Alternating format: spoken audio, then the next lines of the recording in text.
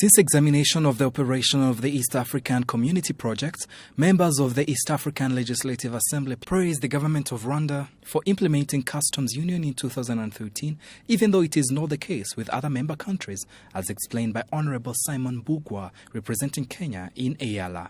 What I want to say today is that integration, as you can see from our tour, most of the people are very happy. The people down there are very happy.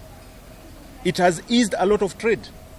To clear goods at the border, you only need 30 minutes.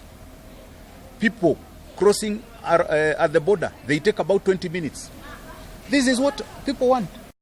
Honorable Simon Bugwa also spoke about clashing of laws between member countries as a serious issue towards streamlining East African community projects.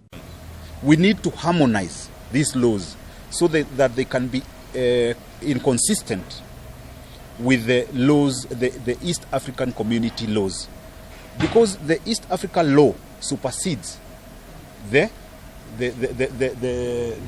national laws. So that is what we are doing. So we need to have an implementation committee which is on the way, coming, so that we can follow on the laws that have been passed, the laws that have been passed and assented to, but they are not yet to be implemented. The regional impediments continue to slow business and trade between member states, as also explained by head of Trademark East Africa Rwanda chapter, Patience Mutesi. She says more efforts are needed to sideline trade barriers.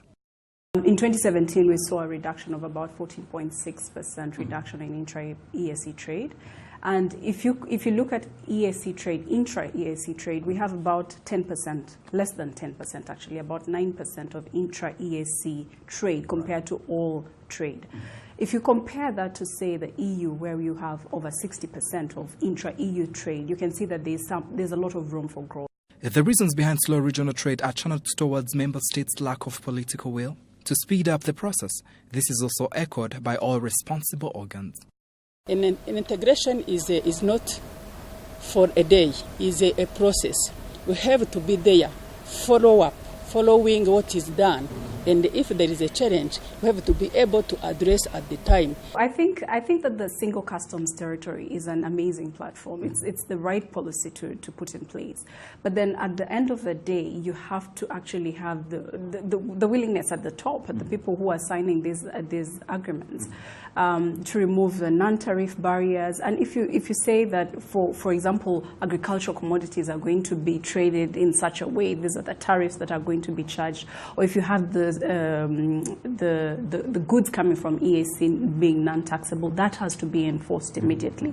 So I'm not in position to speak about on our politicians, but I think what I can say is that the political will really needs to be there. We preach water and we drink wine.